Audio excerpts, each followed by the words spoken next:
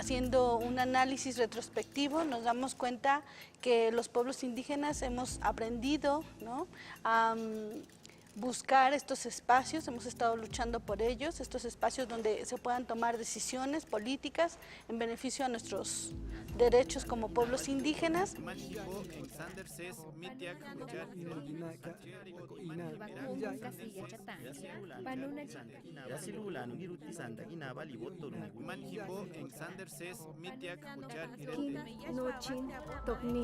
En México, tras las elecciones de 1988, se generaron las reformas que permitieron, entre otras cosas, el nacimiento del Instituto Federal Electoral y del Tribunal Federal Electoral. Los primeros pasos del IFE también coincidieron con el levantamiento en enero de 1994 del Ejército Zapatista de Liberación Nacional, para exigir, entre otras cosas, la participación política de las comunidades indígenas. Como pueblos indígenas nos miramos en un camino donde en su momento la demanda central de libre determinación y autonomía para nosotros fue claro que no la estábamos planteando fuera del Estado, ¿no? En el caso de México, por ejemplo, no fuera del Estado mexicano, sino dentro del Estado tener como un estatus jurídico, un estatus político diferente. Para empezar a dar respuesta a estas demandas, en 2001 se impulsaron reformas que reconocen los derechos y las instituciones indígenas. 4 años después de estas reformas, se aprobaría la demarcación territorial de 28 distritos electorales federales indígenas. Y a partir de un diseño estadístico logramos dictaminar regiones en donde hay una población de 40% o más de habitantes indígenas que tienen derechos ciudadanos. Hay experimentaciones como lo de las 28 circunscripciones electorales, que es una medida muy importante, ¿no? Y que se parece a las medidas que han permitido desarrollos muy significativos en el sur, en Ecuador, en Bolivia, en Perú, en Paraguay. Este tipo de medidas han dado muchos frutos. En México no logra derrotar el monopolio de los partidos. El caso del actual diputado federal por Guerrero, Filemón Navarro, ilustra las dificultades en el camino. Y después de 10 años de estar militando en el PRD, veo la oportunidad de poder llegar a un espacio de representación popular, haciendo valer mi origen como indígena. Se da este escenario que soy el único que se registra y el PRD me deja fuera, a recurrir al Tribunal Electoral del Poder Judicial de la Federación, el TRIFE, a alegar que se me estaban violando mis derechos político-electorales. Los magistrados, por unanimidad, resolvimos que le asistía la razón y ordenamos al partido político que se le registrara en los primeros lugares.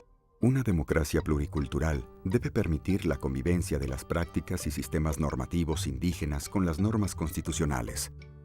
En las comunidades, esta coexistencia ha dado lugar a experiencias como la de San Andrés Coamiata, Jalisco.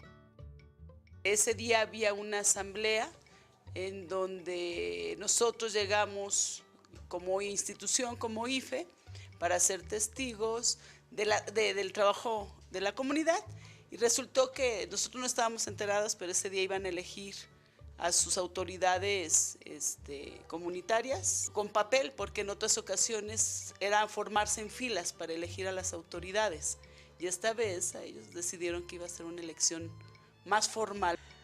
Yo nomás sabía que iba a haber nuevas autoridades en la comunidad. Ya se terminó, pues ya contaron los votos, pues yo creo en ese momento pues ya me di cuenta que fue electa. Quedé después y hasta ahorita estoy representando a la comunidad Tatiqui. Y además las mujeres indígenas tenemos que demostrar doblemente los conocimientos y hacer un doble esfuerzo, ¿no? En comparación con las mujeres académicas, en comparación con las mujeres no indígenas, porque estamos por una lucha al interior, pero también hacia afuera. Para hablar de los derechos políticos de las mujeres, tendríamos que pensar que los derechos políticos se tienen que articular con otros derechos. Hay rezagos en cuanto a la nutrición, en cuanto a la escolarización, en cuanto a la alfabetización, en cuanto al acceso a una vivienda digna, en cuanto al empleo, en cuanto al ingreso que el empleo ofrece. Pero siguen prevaleciendo criterios absolutamente ajenos a por ejemplo, a la visión de los propios pueblos indígenas. Creo que es positiva la acción, pero sigue habiendo exclusión. Por un lado la declaración y por otro lado el espacio de Naciones Unidas, ¿no?, son instrumentos fundamentales para la defensa de nuestros derechos. Ya hay sentencias, ya hay jurisprudencia y ya hay indígenas representados en la Cámara de Diputados. Eso no lo podemos decir hace 10 años, hoy ya lo podemos decir. Quiero ser optimista, pero también realista. Hay mucho todavía por hacer. Tenemos mucho trabajo que realizar para que los pueblos indígenas se incorporen en esta construcción de ciudadanía. ¿Cuánto falta para ver a toda la población indígena del país proporcionalmente representada en la Cámara de Diputados?